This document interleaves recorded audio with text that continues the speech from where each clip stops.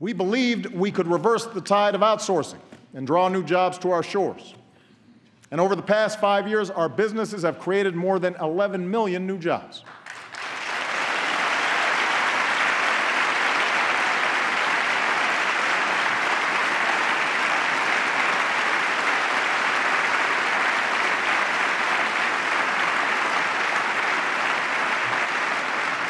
We believed we could reduce our dependence on foreign oil and protect our planet.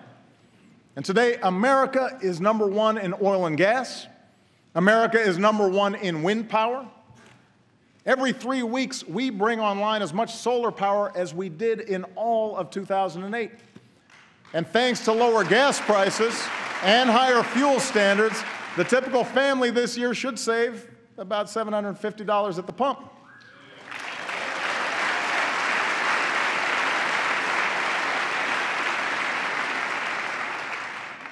We believed we could prepare our kids for a more competitive world. And today, our younger students have earned the highest math and reading scores on record. Our high school graduation rate has hit an all-time high. More Americans finish college than ever before.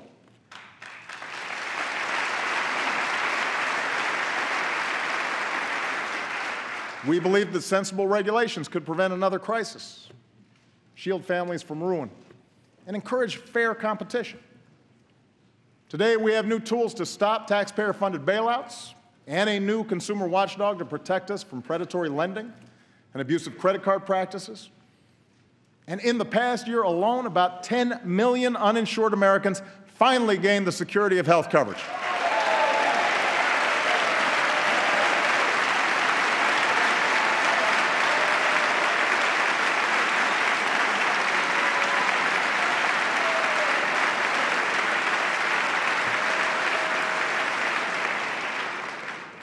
At every step, we were told our goals were misguided or too ambitious, that we would crush jobs and explode deficits.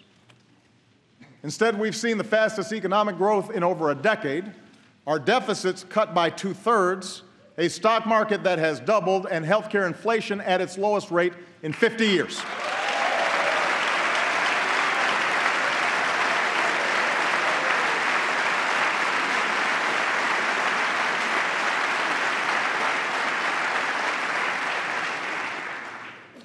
This is good news, people.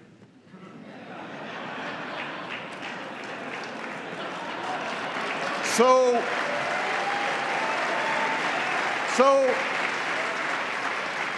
the verdict is clear. Middle-class economics works. Expanding opportunity works. And these policies will continue to work as long as politics don't get in the way. We can't slow down businesses or put our economy at risk with government shutdowns or fiscal showdowns. We can't put the security of families at risk by taking away their health insurance or unraveling the new rules on Wall Street or refighting past battles on immigration when we've got to fix a broken system. And if a bill comes to my desk that tries to do any of these things, I will veto it. It will have earned my veto.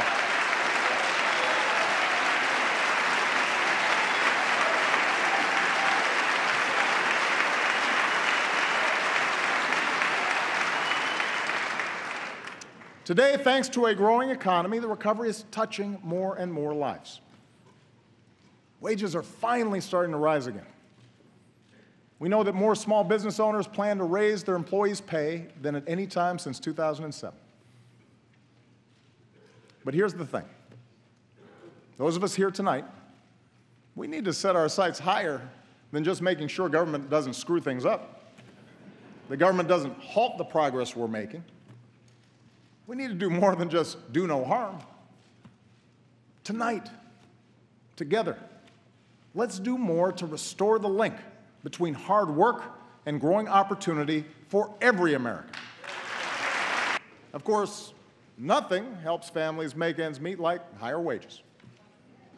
That's why this Congress still needs to pass a law that makes sure a woman is paid the same as a man for doing the same work.